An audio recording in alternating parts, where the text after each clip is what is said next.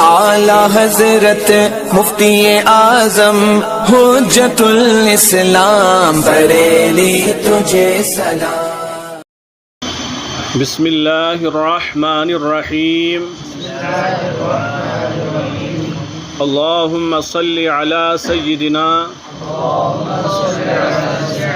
و مولانا محمد وعلی آل سیدنا و مولانا محمد وبارک وسلم۔ سبحانک لا علم لنا الا ما علمتنا انک انت العلیم الحکیم۔ رب زدنی علما نافعا۔ اللہم افتح علینا حکمتک وانشر علینا رحمتک یا ذا الجلال والاکرام۔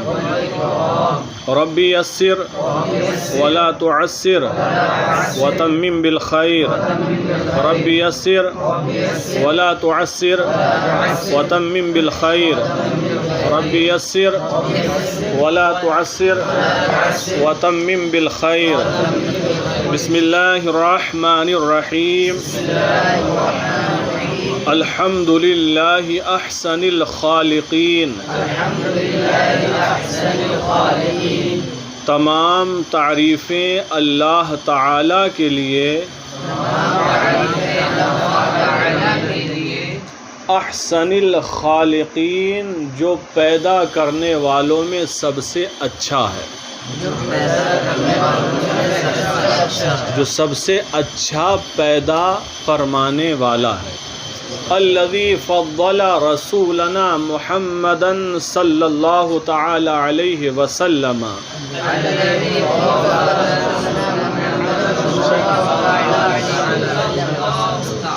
جس نے ہمارے رسول محمد صلی اللہ تعالی علیہ وسلم کو فضیلت عطا فرمائی۔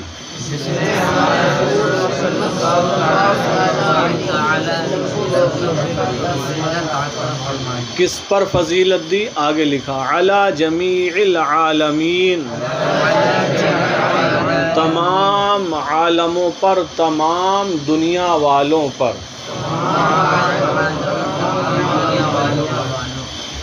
والصلاة والسلام علی خاتم الانبیاء والمرسلین،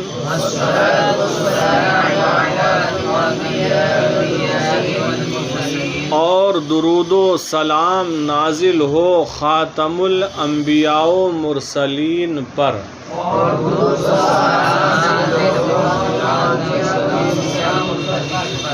یعنی درود و سلام نازل ہو ان پر جو انبیاء اور مرسلین کی آمد کے سلسلے کو موقوف کرنے والے ہیں، کیونکہ خاتم کا معنی ہوتا ہے مہر، اور جب مہر لگا دی جاتی ہے تو مطلب یہ ہوتا ہے جتنا کام ہونے کا تھا اس میں ہو چکا ہے، مہر لگ گئی، اب آگے کچھ اور نہیں ہوگا۔ تو رسول پاک علیہ السلام خاتم الانبیاء والمرسلین ہیں، نبیوں اور رسولوں کی آمد کے سلسلے پر مہر لگ چکی، آپ آخری ہیں، اب آپ کے بعد کوئی اور نہیں آئے گا۔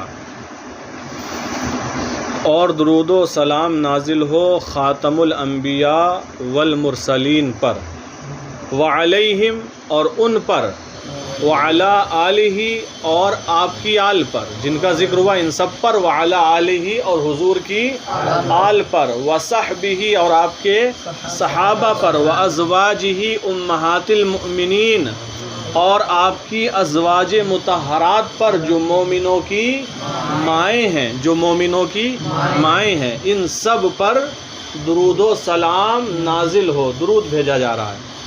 وابنہ الغوث الاعظم الجیلانی اجمعین، اور ان کے بیٹے غوث اعظم جیلانی پر۔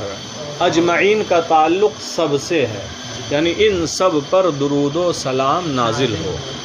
یہ آپ کا خطبہ تھا۔ آپ حضرات جو کتاب پڑھ رہے ہیں، شروع کر چکے ہیں، یہ کتاب فیض الادب ہے۔ اس کا نام فیض الادب حصہ اول ہے، یہ جزء اول ہے اور اس کا جزء ثانی بھی ہے، وہ آپ انشاءاللہ بعد میں پڑھیں گے۔ اس کتاب کے مصنف ہیں علامہ بدر الدین احمد قادری، علامہ بدر الدین احمد قادری۔ یہ 1348 ہجری میں پیدا ہوئے، 1348 ہجری میں پیدا ہوئے۔ ابھی کتنی چل رہی ہے سن ہجری؟ 1446۔ تو ان کی پیدائش کو کتنے سال ہو گئے؟ 98 سال ہو گئے۔ 1446 ہے نا، 2 سال بعد 48 ہو جائے گی، 100 سال ہو جائیں گے۔ تو اب سے 98 سال پہلے پیدا ہوئے تھے، 1348 ہجری میں، اور آپ کا وصال ہوا 1412 میں، 1412 ہجری میں وصال ہوا۔ تو کتنی عمر ہوئی ٹوٹل؟ 52 سال ادھر اور 12 یہ 64 سال۔ کتنی؟ 64 سال عمر ہوئی۔ علامہ بدر الدین احمد قادری جو اس کتاب کے مصنف ہیں 1348 میں پیدا ہوئے اور 1412 میں آپ کا انتقال ہوا۔ بڑی خدمات ہیں آپ کی، بڑی محنتیں کی ہیں، اور ماشاءاللہ آپ لکھنے کا شوق رکھتے تھے۔ کئی کتابیں ہیں آپ کی، ویسے تو تقریباً 1.5 درجن کتابوں کے مصنف ہیں، لیکن کئی کتابیں وہ ہیں جو درس میں پڑھائی جاتی ہیں۔ یہ فیض الادب اول آپ کی کتاب ہے، فیض الادب 2 آپ کی کتاب ہے، تعمیر ادب جو اردو میں پڑھائی جاتی ہے بہت سارے علاقوں میں، یہ آپ کی کتاب ہے، عروس الادب ہے، یہ آپ کی کتاب ہے، اور کئی کتابیں ہیں۔ اور جواہر المنطق، جواہر المنطق یہ بھی آپ کی کتاب ہے۔ تو علامہ بدر الدین احمد قادری کے بارے میں لکھا گیا کہ ان کی پیدائش ان کے ننیال موضع حمید پور میں ہوئی۔ پڑھائی لکھائی کا سلسلہ جاری ہوا المختصر، پھر یہ اپنا تعلیمی سفر کرتے ہوئے الجامعۃ الاشرفیہ مبارک پور پہنچے، اور حضور حافظ ملت سے، علامہ عبدالرؤوف بلیاوی سے، حضرت علامہ غلام جیلانی اعظمی سے، اور شیخ الخطبہ حضرت علامہ عبدالمصطفیٰ اعظمی وغیرہ وغیرہ حضرات سے آپ نے اکتساب فیض کیا، تعلیم حاصل کی، اور آپ کی فراغت الجامعۃ الاشرفیہ مبارک پور سے 10 شعبان کو ہوئی۔ اس کے بعد اگلے ہی سال تدریسی ٹریننگ کے لیے الجامعۃ الاشرفیہ مبارک پور تشریف لائے اور وہاں تعلیم دیتے رہے۔ کچھ ہی وقت کے بعد حضور حافظ ملت نے ایک دوسرے مقام پر دینی خدمات کے لیے بھیج دیا۔ پھر آپ کو ضلع بستی میں دینی خدمات کے لیے پڑھانے کے لیے بھیجا گیا۔ اس کے بعد آپ جو مشہور ادارہ ہے ضلع بستی کا، براؤں شریف کا نام سنا ہوگا شاید بعض حضرات نے، براؤں شریف میں ہے دارالعلوم فیض الرسول، براؤں شریف، وہاں آپ خدمات انجام دینے کے لیے گئے اور ایک زمانہ وہاں رہے۔ وہیں پر آپ نے اس کتاب کو ابتدائی طلباء کے لیے تحریر فرمایا۔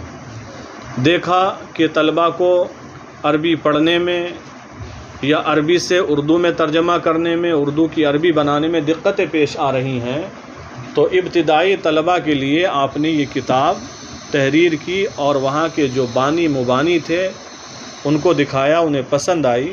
اس کے بعد یہ کتاب چھپی اور حضور حافظ ملت کی بارگاہ میں گئی، تو آپ نے بھی اچھے تاثرات پیش فرمائے۔ تو بہرحال علامہ بدر الدین احمد قادری کی یہ کتاب ہے، آپ حضرات پڑھیں گے تو اس میں اصطلاحات ہوں گی، آپ ان کو پڑھیں گے، سمجھیں گے، یاد رکھیں گے۔ مفردات ہوں گے، ان کا آپ ترجمہ یاد کریں گے۔ عربی کی تمرینیں ہوں گی، عربی جملوں کی، ان کا ترجمہ اردو میں کریں گے۔ اور اردو جملے دیے گئے ہوں گے، ان کی عربی بنائیں گے، اور جو عربی جملے ہوں گے انشاءاللہ ان کی ترکیب پڑھیں گے۔ یہ ساری چیزیں شامل درس رہیں گی۔ آگے دیکھیں، لکھتے ہیں بعض نحوی اصطلاحات کی تشریح، بعض نحوی اصطلاحات کی تشریح، کچھ نحوی اصطلاحات دی گئی ہیں اور تشریح کر کے آپ کو سمجھایا گیا ہے۔ پہلے ہے مسند الیہ، مسند الیہ، لکھتے ہیں مسند الیہ وہ چیز ہے جس کے لیے کوئی دوسری چیز ثابت کی جائے۔ مسند الیہ وہ چیز ہے جس کے لیے کوئی دوسری چیز ثابت کی جائے۔ مسند الیہ، جس کی طرف نسبت کی گئی ہو، اسناد کی گئی ہو، جس کی طرف نسبت کی گئی ہو، اسناد کی گئی ہو، یا جس کی طرف سہارا لیا گیا ہو۔ تو مسند الیہ وہ ہے، وہ چیز ہے جس کے لیے کوئی دوسری چیز ثابت کی جائے۔ مثال کے طور پر ہم کہیں رجسٹر نیا ہے، رجسٹر نیا ہے، تو رجسٹر کے لیے کیا ثابت کیا؟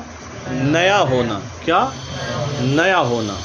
یا کتاب کے لیے کہیں کتاب اچھی ہے، کتاب اچھی ہے، تو ہم نے کس چیز کو ثابت کیا اور کس کے لیے ثابت کیا؟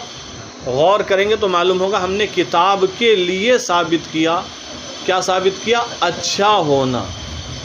یا کہیں ٹوپی قیمتی ہے، ٹوپی، تو یہاں پر ہم نے ٹوپی کے لیے قیمتی ہونا ثابت کیا۔ تو جس کے لیے کسی دوسری چیز کو ثابت کیا جائے، جس کے لیے کسی دوسری چیز کو ثابت کیا جائے اسے مسند الیہ کہتے ہیں۔ اور جس چیز کو کسی دوسری چیز کے لیے ثابت کیا جائے، جس چیز کو کسی دوسری چیز کے لیے ثابت کیا جائے اسے مسند کہتے ہیں۔ جیسے کہ آپ کہیں سورج روشن ہے، سورج، تو اس میں ہم نے سورج کے لیے ثابت کیا روشن ہونا، تو سورج کے لیے ثابت کیا، اس لیے سورج مسند الیہ ہے۔ اور جو کہا روشن ہے، یہ روشن ہونا مسند ہے، روشن ہونا مسند ہے۔ ہم نے کہا شانب محنتی ہے، شانب محنتی ہے، تو ہم نے شانب کے لیے کیا ثابت کیا؟ محنتی ہونا، تو مسند الیہ کون ہے؟ اور مسند کیا ہے؟ محنتی۔ ہم نے کہا حسیب حاضر ہے، حسیب، تو حسیب کے لیے کیا ثابت کیا؟ حاضر ہونا، تو مسند الیہ کیا ہے؟ حسیب ہے، اور حاضر ہونا کیا ہے؟ مسند ہے۔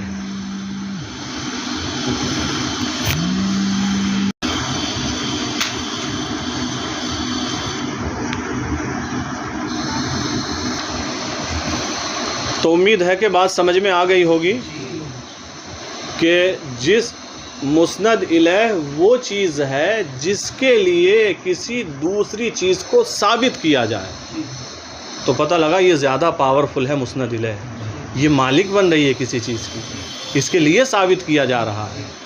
اور مسند وہ دوسری چیز ہے جس کو کسی کے لیے ثابت کیا جائے۔ یہی تعریف ہے، دیکھ لیں، مثالیں بھی دی ہیں، کتاب دیکھیں اب۔ مسند الیہ وہ چیز ہے جس کے لیے کوئی دوسری چیز ثابت کی جائے۔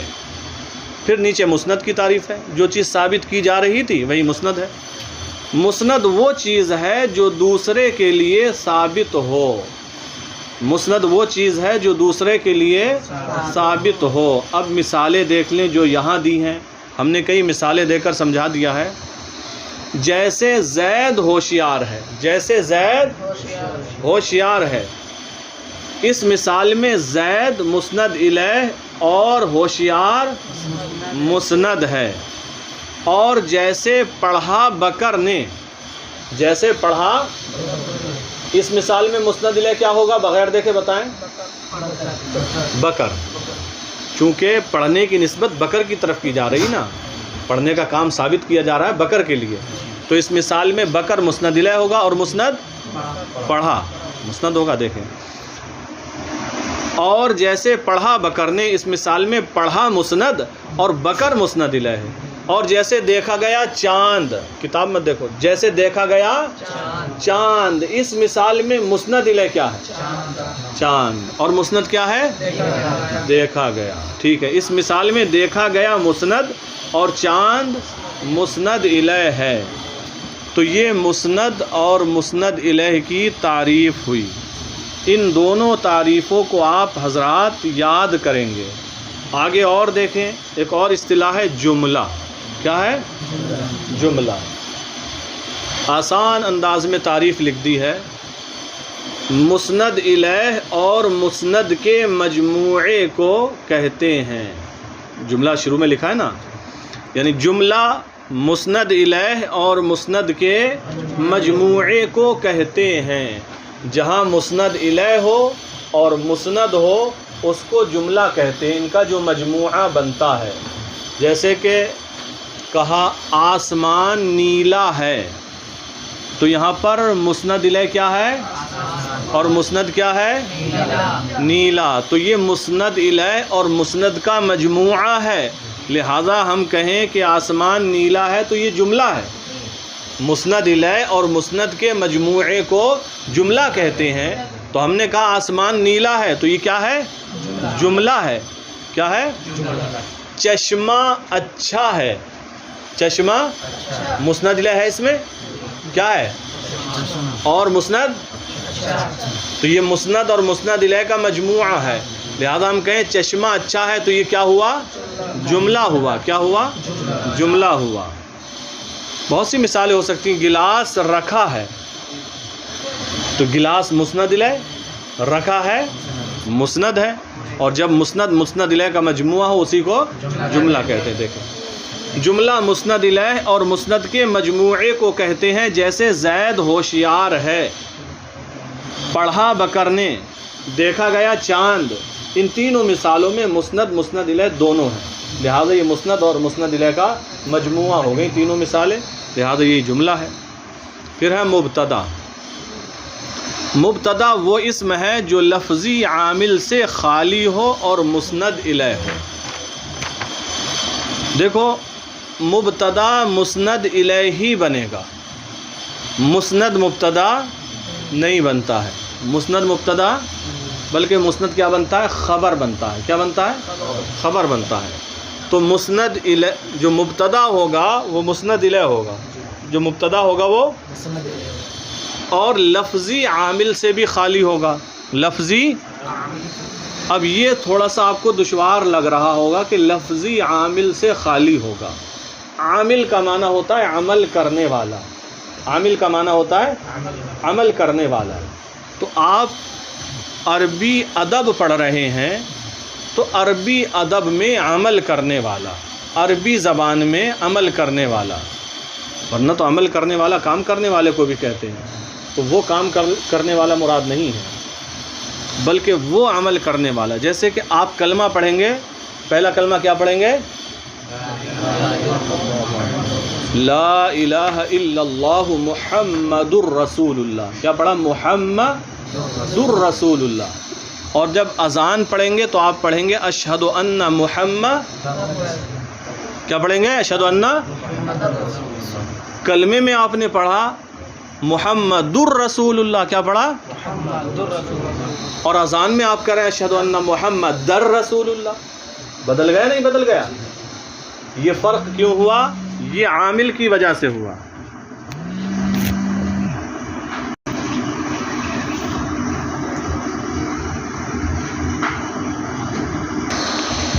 تو یہ جو فرق ہو رہا ہے یہ عامل کی وجہ سے ہی ہو رہا ہے۔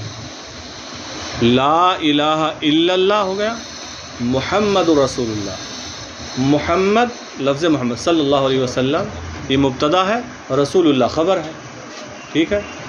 تو یہاں پر خبر بھی لفظی عامل سے خالی ہے، لیکن جو اذان میں جب ہم آ گئے اشہد ان محمد رسول اللہ، ٹھیک ہے، تو یہ محمد جو نام ہے حضور پاک علیہ السلام کا، یہاں پر یہ عامل سے خالی نہیں ہے، عامل آ گیا، کیا ہے؟ انا.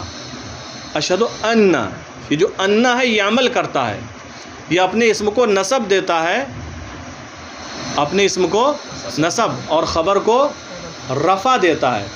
اشہد ان محمدن اس لیے کیا، وہ تو ہم اس میں ملا رہے ہیں تو محمدر ہو جا رہا ہے، تو یہ لفظی عامل ہے. تو یہی مطلب یہ ہے کہ مبتدا وہ اسم ہے جو لفظی عامل سے خالی ہو، یعنی اس سے پہلے انا، انا، کانا، لاکنہ، لیتا، لعل جو حروف مشبہ بفعل ہیں یہ کوئی نہ ہو، کانا، سارا، دلہ، باتا یا افعال ناقصہ ہیں یہ بھی نہ ہو. تو عمل کرنے والے کئی حروف ہوتے ہیں، انہی کو لفظی عامل کہا جاتا ہے، یہ کوئی اس سے پہلے نہ ہو، یہی مطلب ہے، عمل کرنے والا کوئی لفظ نہ ہو. چونکہ بہت سے الفاظ آتے ہیں جو عمل کرتے ہیں، اسی کتاب میں آپ آگے پڑھیں گے عمل کرنے والے جو حروف ہیں. تو دیکھیں بات سمجھ میں آئی کچھ؟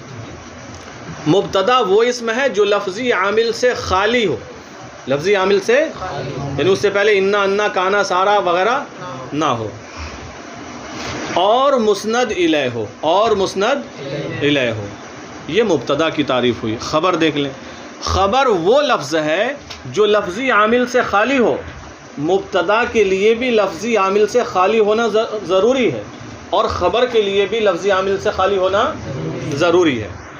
خبر وہ لفظ ہے جو لفظی عامل سے خالی اور مسند ہو، اور مسند ہو. اب مثال دے رہے ہیں، ایک مثال ہوگی پوری، اسی میں مسند لے بھی مل جائے گا اور مسند بھی ہوگا، مبتدا بھی بن جائے گا، جو مسند لے وہ مبتدا بن جائے گا اور جو مسند ہے وہ خبر بن جائے گا. جیسے زید نمازی ہے، جیسے زید، اس میں مبتدا کیا ہے وہ بتاؤ، اور خبر کیا ہے؟ نمازی. لکھا ہے آگے، اس مثال میں زید مبتدا اور نمازی خبر ہے. اس مثال میں زید مبتدا اور نمازی خبر ہے. اچھا بکر عالم ہے، بکر، اس مثال میں مبتدا کیا ہے اور خبر کیا ہے؟ اچھا حمید حاجی ہے، حمید، اس مثال میں خبر کیا ہے اور مبتدا حمید ہے، اور اس میں مسند الیہ کیا ہے اور مسند حاجی ہے. ٹھیک ہے، تو یہ اصطلاحات مسند الیہ، مسند، جملہ، مبتدا، خبر آپ حضرات یاد کر کے لائیں. ٹھیک ہے، باقی انشاءاللہ گفتگو